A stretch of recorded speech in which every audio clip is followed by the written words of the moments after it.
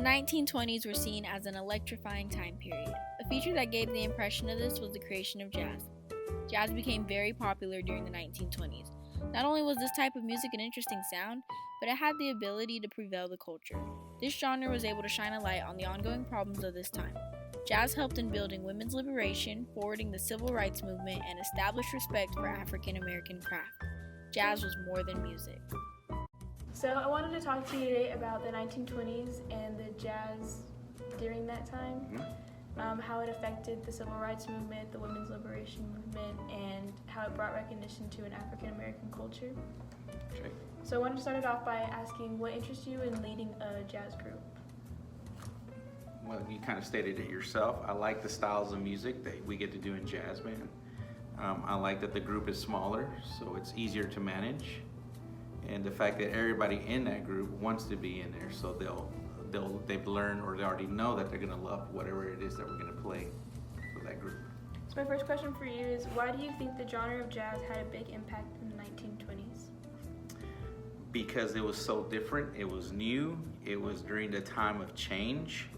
Things were happening in the world, inventions were coming out, things that were making life better for people were happening during that time, and music was just another entity that came out and was different, that people were like, wow, kind of blown away by it. From the perspective of someone who directs a jazz band, why is the freedom of improv important to the reason this genre of music progressed great movements like the women's liberation and civil rights? Well, improv is being able to do what that individual that's playing feels at the moment, but they still got to follow certain rules. And in civil rights and so forth, people wanted to be able to do what they wanted to do, but instead of following the rules, it was laws that were instilled for everyone. So these people wanted to be able to do exactly the same thing that everyone else was doing, by as long as they were following the law, instead of being told no. It could be being able to get your driver's license at 16, whether you were white or black, or getting a job, or being able to vote at 18. How does the history of jazz and its background demonstrate the cultural progression in the world, more specifically in America? Again, when jazz came out, it was a certain type of pattern, a swing pattern. And where did this music come from? Where did it come from? Well, it came from different genres, different ethnicities, mainly in Africa.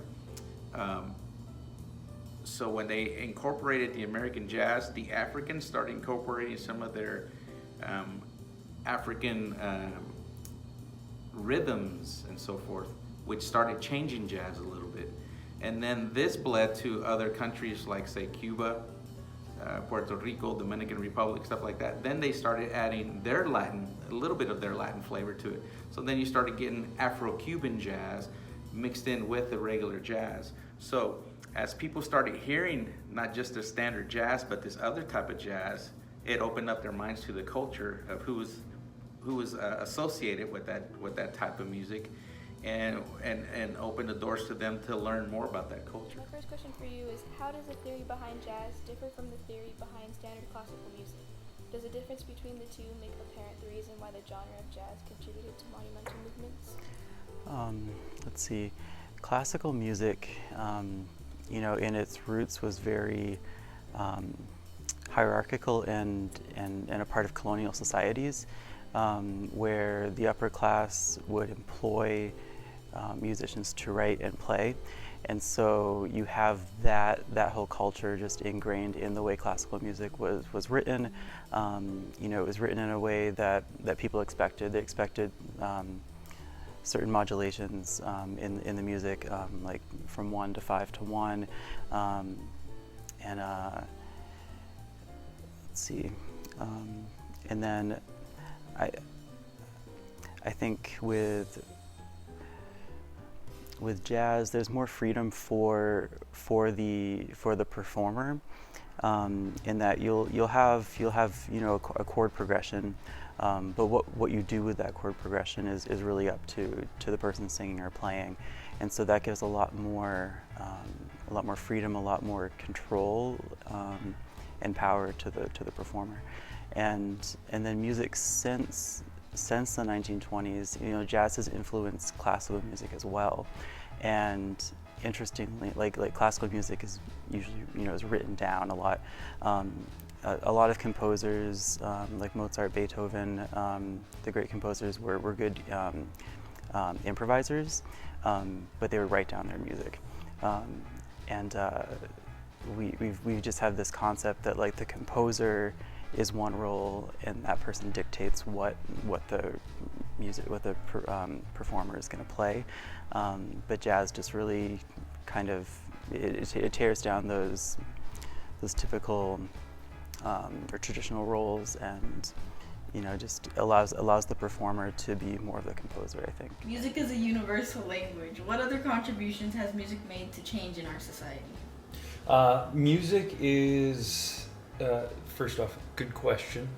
Music is, it's been a pretty good soundtrack for the decades. You can look back through the 60s, the 70s, well, the 50s, 60s, 70s. The 80s are a really good example of that, because you've got like new wave music, but it's also the beginning of rap, which, you know, led into the 90s and more current stuff. In the 90s you have grunge, which sort of sets up the very angsty vibe that people had about America and where we are. Music is also like it's a great tool for creators.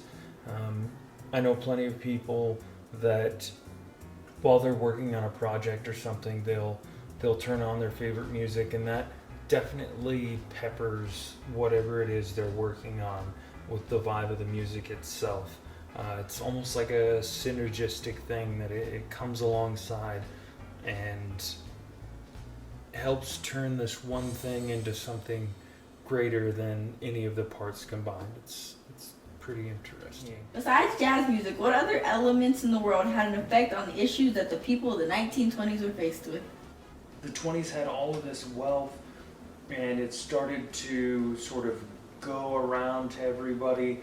Now, it wasn't evenly spread, but you know, it never really is. It is interesting to see, like, what would the world be like without jazz? If we take that out of the 20s, there was still a lot going on. I think the jazz really sparked a lot, though. You see a lot of poets and artists really expressing themselves, and I think the jazz sort of helped bring it into a nice, neat, cohesive wave that, as I said, helped define it, but also helped encourage other people. Like, oh man, we're seeing all this stuff, Langston Hughes and all these other people, and then we've got this jazz music. It's just super cool. I'm not really sure how things would be different one way or the other, but that's an interesting thought. Jazz made better opportunities for African American artists, women's freedom, and furthered the civil rights movement. Are there any other historical events that you can relate to this? So I don't know if there's other things like it. Maybe rap in the 80s. It really started to give a lot of people a voice that they didn't feel like they had. You get to see a different side of things than most suburban white families would hear. You know, you're not gonna. Now you can go down through the suburbs and hear somebody playing NWA, but at the time that was like very new. And so I would say that maybe rap, giving people a voice and giving some really hard areas some opportunities that they would have never seen. Why do you think jazz music was able to reach such a large mass of people?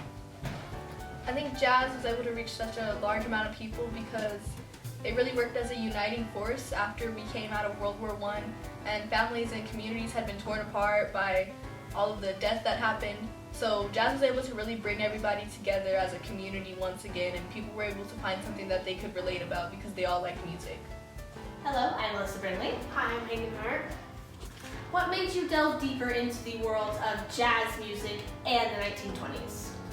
Well, first I'm going to start with jazz. I like the way it sounds with all the brass instruments, and I want to know what people thought about that. Like, I think jazz brought them together, and I dove deeper into the 1920s because it was the era. Where all this stuff was happening? Yes.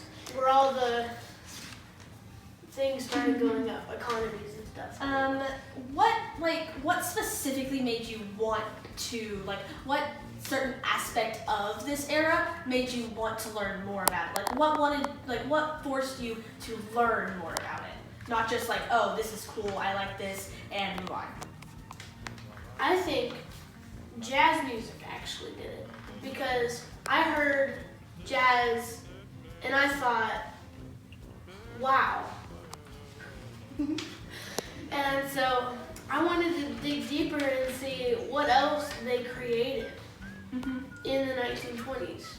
And so, can jazz music itself be credited for all that it's done and not, there weren't any other influences that helped it become so great and helped all these movements progress? Well,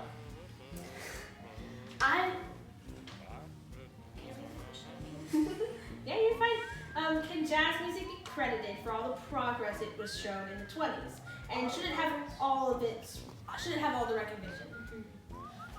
I think it should have all the recognition because it basically did all the work with bringing people together and making movements for the 1920s, or should I say the roaring 20s? Could the influence of white musicians and club owners also be credited for the impact that jazz music had, not just the colored artists that helped it? No, because Duke Ellington made his own orchestra. He was a black person. Louis Armstrong made his own orchestra, and et cetera, et cetera.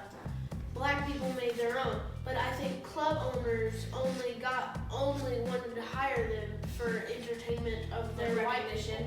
Yeah, for their white people. So, hello. Hi, I'm Alyssa Brinley. I'm Eric Baker. So, how much of a shock do you think jazz music was in the 1920s to all the people? Well, to the young people, they loved it, right? But for some of their parents' and grandparents' generation, they really did not approve of it. They thought the rhythms were too busy and too frenetic. They certainly didn't appreciate a lot of the dancing that went along with that music, and so it was a bit of a shock. As we kind of look back over time, though, it was very much the natural evolution of ragtime and the blues that kind of came before that. And so as jazz music kind of became its own genre there in the 20s, whether you were young or old, it was quite a shock. How do you think the big names in the industry helped forwarded the movements of the time, like the civil rights and the women's rights movements? It's a great question. You know, jazz music, I think, is so unique in that it's all about individual expression. A big part of jazz music is improvisation, making up new sounds and expressing your thoughts and feelings and emotions through music. So a lot of the early bands that played jazz music were segregated, and either all the musicians were white or all the musicians were black. There was not a large amount of women in the orchestras unless they were maybe the lead singer. And so there was a lot of opportunities for those musicians to start to break down barriers. And it was really within the musicians themselves that were trying to reach across some of those barriers. A lot of the producers and the music publishers were trying to keep things separate and the way that they had always been. And the musicians themselves realized, you know, maybe if I had been in one band and you had been in another, we'd be like, we should play together, you know? There's no need for us to be so separate. And so I think the musicians absolutely helped change the conversation around some of those issues. So here's what we had to say about our documentary. In our project of acknowledging jazz in the 1920s and how it affected the women's liberation movement, the civil rights movement and the recognition and acceptance of an African American culture taught me an abundance of things. In the time of my interviews, I learned more about the theory behind exactly what jazz was and the deeper meaning that comes with it. For instance, the freedom a musician or a performer had with jazz music, it kind of like symbolizes towards the freedom that women wanted to express themselves, and then the freedom that the African Americans wanted to also express themselves, in the ballot and in their society. So I found that meaning was like, it was very deep in a sense, where it was like on the surface but not really acknowledged enough. Then learning about the acceptance of the African American culture through jazz, I read an article that stated the culture of a minority became the want of a majority, and that had a really good ring to it. And I was like, it's so meaningful in a sense of people are always going to follow what's going on at the time, because in the end, in the reality, we're all followers in a sense. And so learning that because jazz music was so popular, that it could push a movement and recognize a culture that wouldn't necessarily be recognized in its time frame. Also in the interviews, I learned just the way society would accept it, just comparing it to modern society. There was an example given about how older generations aren't really prone to accepting rap music as younger generations are, just because they're used to what they are have heard, and younger generations are so open-minded. So jazz at its time was so controversial, especially with its background, but also just generations before that didn't really acknowledge it as something that was good.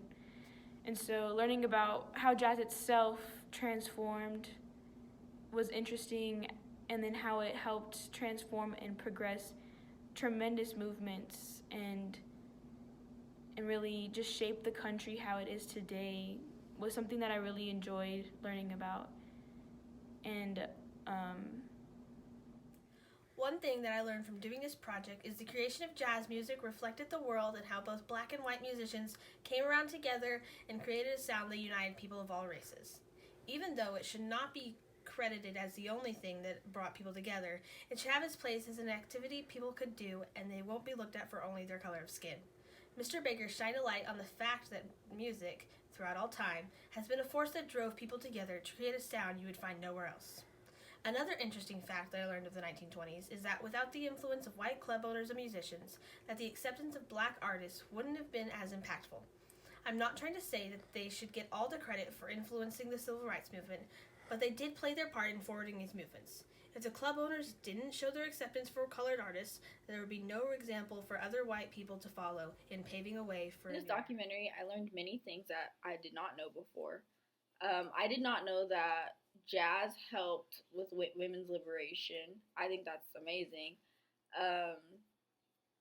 I always assumed it was just like women going out there and doing stuff to get stuff done, but I had no clue that jazz music was able to help women to get to the place that they are now. Through one of my interviews with Curtis Gray, I learned that jazz music was created in the 1920s, and the war had ended in 1918, so it was interesting to hear from him that jazz music was their way to help ease the pain they went through in World War I. I do think it's crazy that music is able to bring people together like that. That's very cool. It just makes you think of what else music has done for other cultures or problems because of how influential music is. Jazz in the 1920s was one factor involved in getting our world to where it is today. Without this genre, we may not be where our world is today socially.